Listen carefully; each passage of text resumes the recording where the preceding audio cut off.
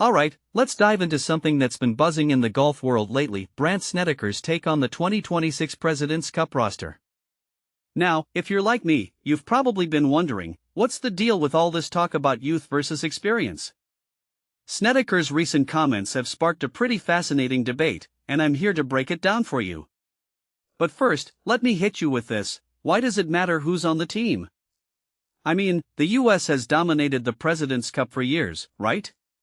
So, does it really change the game if a 21-year-old rookie makes the cut?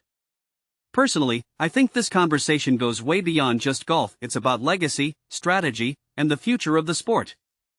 Here's the thing: Snedeker said the roster is wide open, and that's a big deal. What makes this really interesting is the timing.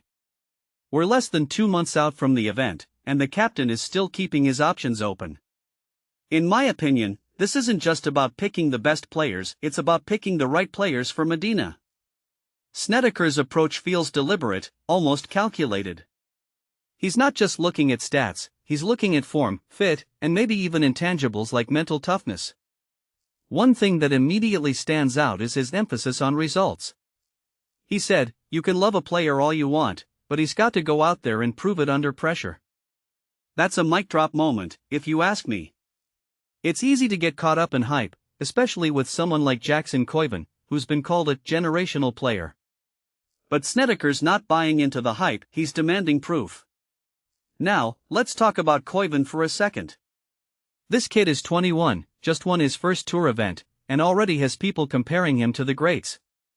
But here's where it gets tricky: should he be on the Presidents Cup team? Snedeker's answer is a masterclass in leadership. He said, "I'm not into, let's just take a young kid because we need a young kid on the team." From my perspective, that's the right call. What many people don't realize is that team events like this aren't just about individual talent, they're about chemistry, experience, and the ability to handle pressure. Sure, Koivun could be the future of American golf, but is he ready right now? If you take a step back and think about it, Snedeker's approach is about winning today, not building for tomorrow. But here's the deeper question: are we missing something by not prioritizing youth? I mean, the Ryder Cup and Presidents Cup have always been about the best players of the moment, but what if we're overlooking long-term benefits? What if bringing in a young player like Koivun could inspire a new generation of golfers? Personally, I think there's a balance to be struck. Snedeker's focus on current form makes sense, but I can't help but wonder if there's room for a wildcard pick, someone who might not be the safest choice but could bring something special to the team. A detail I find fascinating is how Snedeker is handling the selection process. He's not just looking at rankings, he's talking to people, gathering insights, and trying to understand what makes these players tick.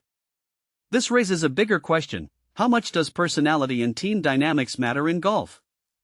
In my opinion, it's huge. Golf might seem like an individual sport, but in team events, you're relying on your teammates, and that chemistry can make or break your chances. So, where does this leave us?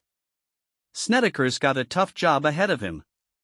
The 6 automatic qualifiers will be finalized soon, and then he'll have to make those captain's picks. What this really suggests is that the U.S. team isn't just about who's playing the best golf, it's about who can come together and dominate at Medina. Personally, I'm excited to see how this plays out. Will Koivun make the cut? Will Snedeker surprise us with a bold pick? Only time will tell. But here's my closing thought: in a sport where experience often reigns supreme, maybe the real question isn't whether to include youth, it's how to blend the old with the new in a way that creates something unstoppable. What do you think? Is Snedeker making the right call, or should he be taking more risks? Let me know in the comments below. And if you enjoyed this breakdown, don't forget to hit that like button and subscribe for more insights into the world of golf. Until next time, keep swinging.